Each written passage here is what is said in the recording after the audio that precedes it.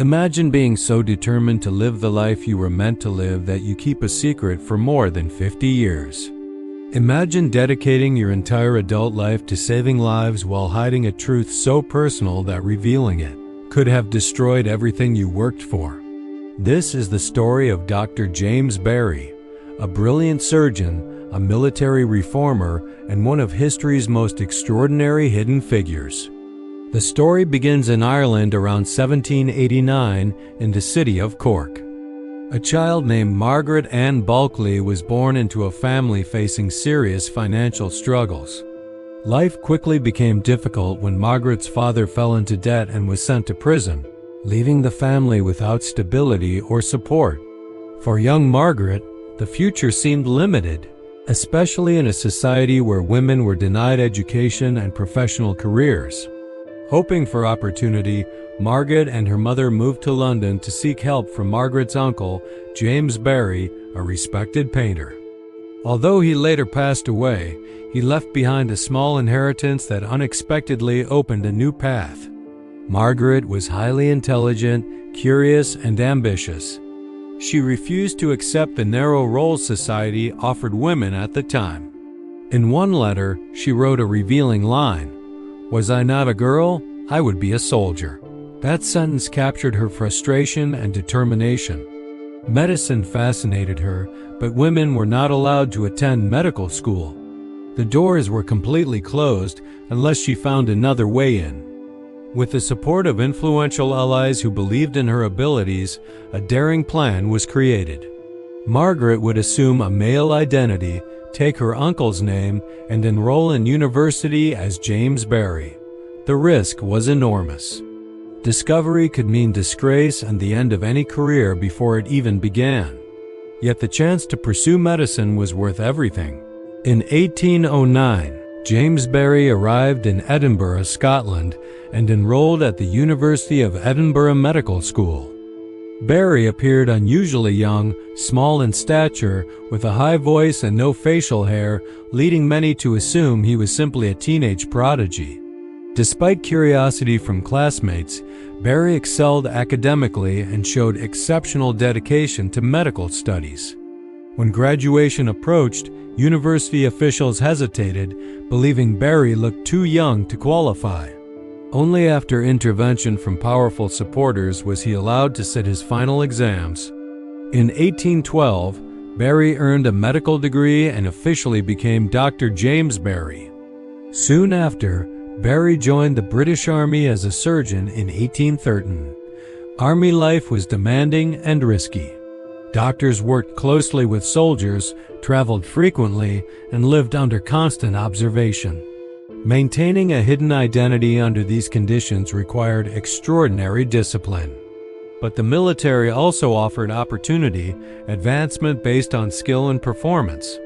Barry's first major posting came in 1816 in Cape Town, South Africa. There, his reputation began to grow quickly. Though physically small, Barry had a fierce personality and strong opinions. He challenged authority, argued against poor medical practices, and demanded better treatment for patients. What made Barry different from many doctors of the era was his understanding of public health. He believed healing required more than surgery. Clean water, sanitation, proper nutrition, and humane conditions were essential to preventing disease. Long before modern medicine embraced these ideas, Barry pushed for improved sewage systems, better hospital cleanliness, and healthier food for soldiers and prisoners. He treated everyone equally: civilians, soldiers, prisoners, and even lepers who were often ignored by society. His compassion sometimes caused conflict with officials, but Barry refused to compromise when lives were at stake. One of his most remarkable achievements occurred in 1826. A woman named Wilhelmina Munich faced a dangerous childbirth complication. At the time, cesarean sections were extremely risky and rarely successful. Barry performed the operation, and astonishingly, both mother and baby survived. The child was later named James Barry Minnick in honor of the doctor who saved them, one of the earliest successful C-sections where both patients lived. Over the next 4 decades, Barry served throughout the British Empire, including postings in Jamaica, Malta, St. Helena, Corfu, and Canada. Wherever he worked, he inspected hospitals and fought for reform. He insisted on hygiene, better nutrition, and improved living conditions, believing prevention was just as important as treatment. Barry's strong personality often created enemies. He argued openly with superiors and faced investigations more than once. Yet time and again, inquiries proved his complaints were justified. He was known as difficult but deeply principled, a doctor focused on results rather than popularity. During the Crimean War, Barry crossed paths with Florence Nightingale, the pioneer of modern nursing. Their meeting was tense, and Nightingale later described him as extremely harsh. Despite their clash, both shared the same mission: improving medical care for soldiers suffering under poor hospital conditions. Barry's dedication eventually earned him promotion to Inspector General of Hospitals, one of the highest medical ranks in the British Army. After 46 years of service, declining health forced him to retire in 1859. He returned quietly to London after a lifetime spent traveling the world in service of medicine. On July 25, 1865, Dr. James Barry died. What happened next shocked Victorian society. Barry had left strict instructions requesting burial without examination of his body. Those wishes were ignored. During preparation for burial, it was reportedly discovered that Barry's body was biologically female and showed signs suggesting a previous pregnancy. The revelation caused a media sensation. Newspapers spread the story rapidly, focusing on the mystery rather than Barry's achievements. Yet many colleagues reacted calmly. One military official reportedly stated that Barry's gender was irrelevant. What mattered was the skill and dedication he had shown throughout his career. Even today, historians debate Barry's identity. Some view him as a woman forced into disguise to pursue education denied to her. Others believe Barry may have identified as male and lived authentically despite societal limitations.